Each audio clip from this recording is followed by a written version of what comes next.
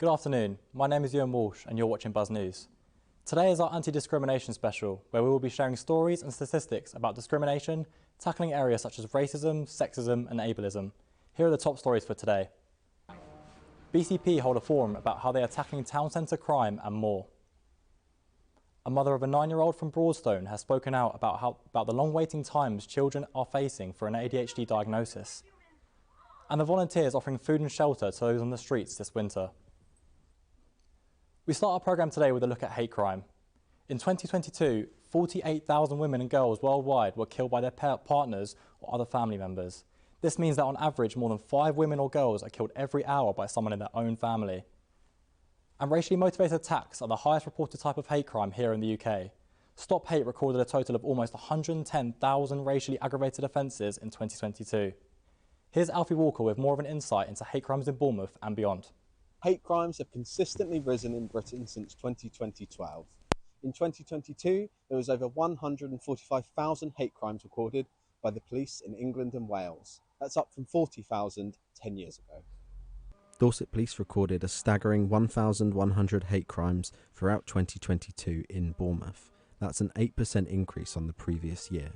BCP held a forum in Bournemouth Square yesterday with an aim of informing the public what they're doing to tackle key issues such as hate crime. There is no place for hate crime, either through us or through Dorset Police, and we do take it seriously. So we have a range of civil measures that we can use through the Anti-Social Behaviour Crime and Policing Act 2014, and the police have a range of powers as well from a criminal perspective. So if there are concerns about hate crime, please report it in to Dorset Police through 101 or through the online reporting. Their reports are shared directly with us, and we will work together where our legislations do meet. BCP told us they work around the clock day and night with the police to keep the streets of Bournemouth, Christchurch and Poole safe. Alfie Walker, Buzz News.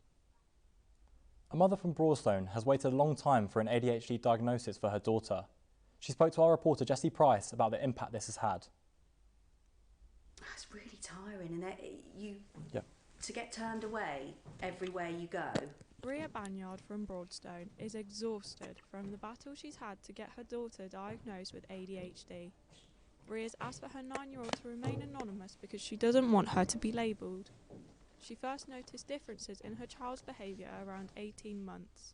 And tried to get help from a health visitor who told me if I can't control my child now, what she can be like at 16, which was really helpful. So then I thought, it must be my parenting.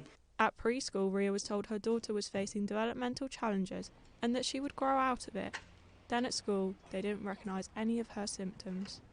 She was okay in school. She's really good at masking it. So the school didn't have a clue about anything that was going on at home. So she'd hold it all in at school and then come home and unleash the beast. The family ended up spending £3,000 for a private review where they managed to get their daughter's diagnosis for ADHD. There was a 4-year wait to go through the NHS, and I didn't want her to go up to the middle school I didn't want her to have a label. I never wanted her to have a label, but it almost makes it easier for things to be put in place for her. So she finds it really hard to concentrate, so she concentrates on concentrating, and then she's missed the whole lesson because she's concentrating, and then she'll look out the window and see a bird. Attention Deficit Hyperactivity Disorder, also known as ADHD, presents differently for boys and girls. In boys, there are 2 things health professionals look for: hyperactivity, not being able to sit still, fidgeting and impulsive behaviour. The second thing they look out for is inattentiveness. That's difficulty concentrating, short attention span and appearing forgetful. In girls, it's typically inattentiveness that's the issue. Just like for the boys, they might find it difficult to concentrate, have a short attention span and seem forgetful. This leaves many girls going under the radar. 33-year-old Heidi Brooker from Poole was officially diagnosed with ADHD 2 years ago. The NHS website shows women can struggle with social interactions and extreme hyperactivity, symptoms that Heidi noticed in herself as a teenager. It's a relief to finally have the diagnosis. Don't let them talk you out of it. You keep going. Honestly, it is a battle, unfortunately, and it's not one that we should be, fighting. But that's the way things are at the moment. You have to be really stubborn. Poole Hospital have been contacted for their right to reply, however, we are yet to receive a response. According to the neurodiversity charity ADHD Foundation, girls tend to be diagnosed 17 years later than boys. That is a 9 years difference on average, and this is believed to be associated with underachievement in education. Jessie Price, Buzz News. The issue of homelessness in Bournemouth has grown in recent years due to the cost of living crisis. Growing costs mean many more are susceptible to this issue. However, volunteers work around the clock to supply resources for those in need. Finn Vowles reports. I'm here in Bournemouth Town Centre, where yesterday I spoke with community volunteer Daniel Parkin. We spoke about the discrimination that homeless people face in Bournemouth. According to charity Shelter, BCP has the 5th highest homelessness rate in the southwest. What sort of conditions do the homeless people in Bournemouth live in at the moment? Their life tends to drive with a sleeping bag, a holder for whatever clothes that they've got. Temperature and the weather is a key factor. With the cold and the storms, they need to keep dry. In the summer, you've got the hot temperatures as well. This would be a prime site for a homeless, where it's flat, a little bit of shelter here as well. Right. And out of the main public walkway through, so an element of safety. The need for basic essentials that you and I would take for granted. Cleaning your teeth, having a wash, having a shower. There are some facilities on the beach where outside showers are available for them to use, but they do tend to close quite a bit, more often than perhaps they should do. The beach is an area that homeless people might sleep under the pier. It's tough. I spoke to Dan about how stereotyping can lead to discrimination towards the homeless. Discrimination in the sense of, okay, all homeless are drug users, are completely different, sort of false in a certain respect. I think the perception of them again, living in shop doorways, begging for food or for money, the way they're dressed, it's unfortunate situation that they're in. And people don't tend to look beyond the visualisation of that person in front of them. According to charity Shelter, over 1,000 people in the BCP area last year were homeless for Christmas. Daniel believes in order to help the homeless, the community has to change the way they view them. I say volunteers are really important from all parts of the community, they need everyone's help, and it's not something that the council can do on their own. It needs a massive community reflection on how they view the homeless, and finding the various ways that they can help. An academic psychologist has conducted studies into how fathers can also experience perinatal mental health issues. Ellie Hawkins reports. Perinatal mental health applies to the period of time during pregnancy to 1 year after birth. Academic psychologist Dr. Andrew Mayers specialises in this and more recently has conducted studies into how fathers too can develop perinatal mental health issues. He wants to spread awareness on how important it is that they are no longer overlooked. Probably as much as 95% of fathers are now in that birthing room. Not only that, they're every part of the pregnancy period and the aftercare for the child. So why don't we also then support the fathers and their mental health at that time? We were increasingly finding that fathers were consistently telling us that they weren't recognised as being part of that they didn't actually matter, that their mental health and their understanding of the situation didn't actually matter, when of course it does, to support them, to support the partner, and to make sure that their child's going to be okay. Unfortunately, births can take an unexpected turn and become traumatic. Often fathers felt as though they weren't being recognised when all care was focused on the mother in an emergency. They are witnessing what is happening. They are seeing potentially in front of them their wife, their partner, get into potentially serious trouble, and that of their infant as well. Now, it's clear, obviously, that the medical staff need to be able to deal with that medical emergency, but what wasn't happening was the fathers weren't being informed about what was going on, what they could do to support, and the potential impact upon them on witnessing this and the potential development PTSD. One of my mentors said in the early days of this work, this mental health issue impacts upon this generation and every generation to come, and that's why we need to do it. Ellie Hawkins, Buzz News. A former Bournemouth University alumni works with the BBC and has produced award-winning documentaries based on social injustices. Kirsten Todd reports. Victoria Miss Gwyn Rowe has produced documentaries based on issues such as racism, gender inequality, homophobia and more. Reporter Jemima Cooper spoke to her about her documentary Love Crime based around racism and the message she hopes to get across from her films.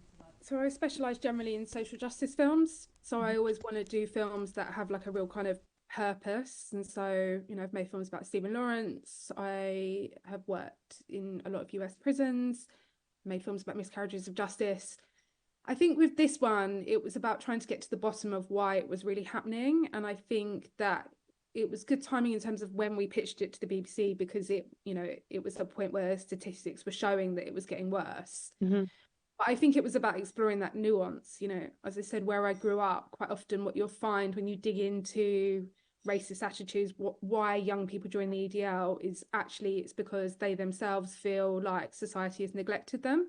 Mm-hmm. And it's much easier to blame a person that's taken a job that's, you know, where they're being paid £10 an hour less than they are, than it is to actually blame the business owner or the government that have allowed that kind of exploitation to take place. A workshop on racism towards the Asian community after the COVID-19 pandemic will take place next week. Jess Skelton is here with more. On the 31st of January, an event will take place here at Bournemouth University where researchers will join together to fight racism towards Asian communities. Event organiser Dr. Zhao explains her ultimate goal for the event. The ultimate goal is that I build up this network across the UK in terms of the social sciences scholars whose study focus on this area. So we can join hands with each other and collaborate on research projects on the strategies to deal with the racism towards this community. So that's my ultimate goal. East and Southeast Asian communities experience extreme racism throughout the COVID pandemic. The event's motivation stemmed from the lack of scholarly attention shown to these issues in the UK. That's definitely one of the biggest motivations. That's why I thought, you know, if not now, then when? Jess Skelton, Buzz News. A Dorset disability charity is appealing for unwanted Christmas gifts as part of a fundraising event. Our correspondent Molly Burnett is live from Diversibilities Now. Thank you, Ewan. I am here at Diversibilities, which is at Langside School. As you can see, it's really quiet in the butterfly classroom now. However, if you were here a couple of hours ago, it would not have been this peaceful. I'm joined with Becky Edwards, who is the marketing team. She is going to tell me about this charity and what they do to support those with disabilities. So, Becky, please just tell me about Diversibilities and how you help the school. Yeah, we're a disability charity and we support children and adults with disabilities at this school at Langside. So we support children from the age of 2 to 19 through different classes. We also support children at our children's respite home and with activities during the school holidays and after school. And we support adults as well to be able to live a more independent life. So we've seen online that you're appealing for unwanted Christmas gifts. Can you please just tell me a little bit more about that? Yes, everybody has Christmas presents that they're not necessarily going to use. So we're asking people to donate them so that we can use them for our raffles and auction prizes at our events throughout the year to raise money to support our services. What services would that money be going towards? So that could be going towards providing our nursing equipment at Langside School. At Langside School, we have a nursing team. Everything that they need in terms of equipment will come out of the fundraising budget, or we might be providing activities at the Beehive Centre for adults, such as workshops or craft activities. So it allows people to get their most out of their lives. Can you tell me some notable events that you have helped these children in need? So we have a gala ball, we do a country challenge. So we work with people as individuals and corporates to raise money. Thank you so much, Becky, and thank you for your time. Anyone who's interested in donating, please look on their website. You've got until next Wednesday. Back to you at the studio. Here's Taylor and Stephen with our sports.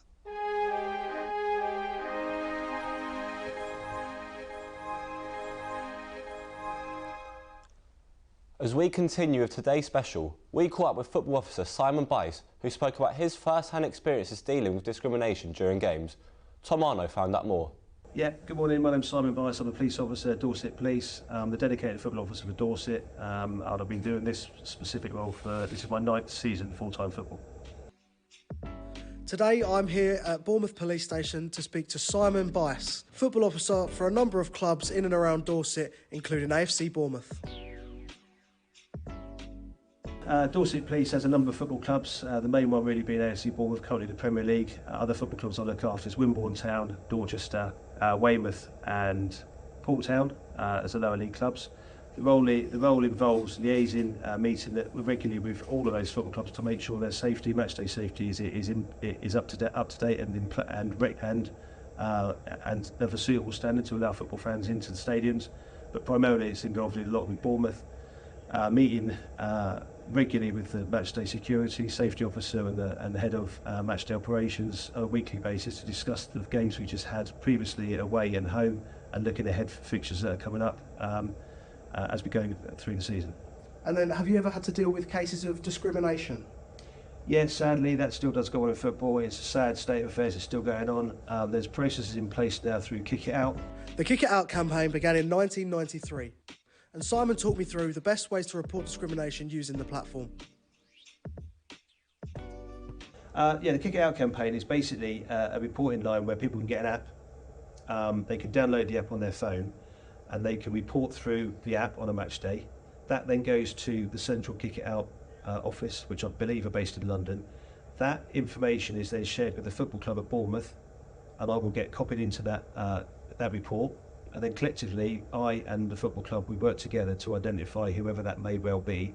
Hopefully there's a seat number involved or somebody's description's been passed, etc. But that's the process of that.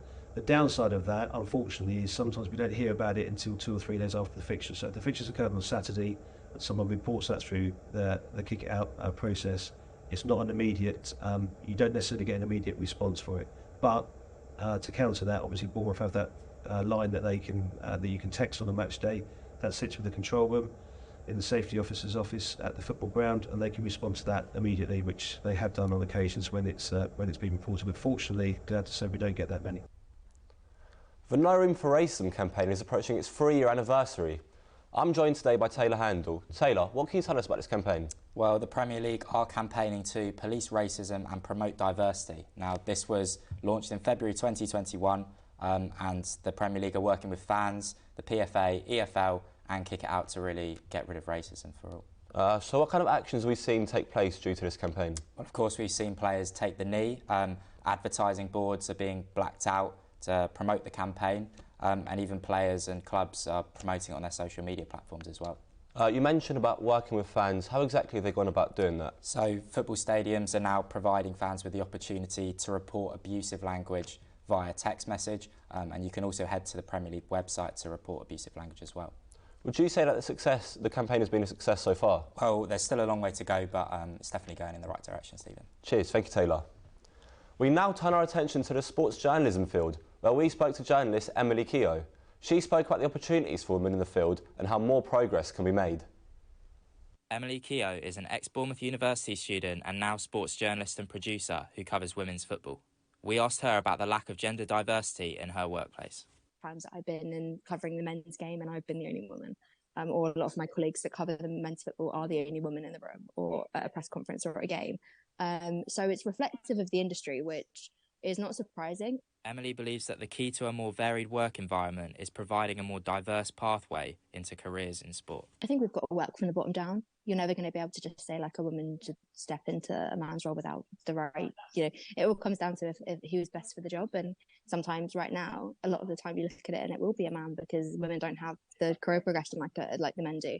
It's really difficult for us to see ourselves in these top jobs because, we can't physically see that career progression like a man can.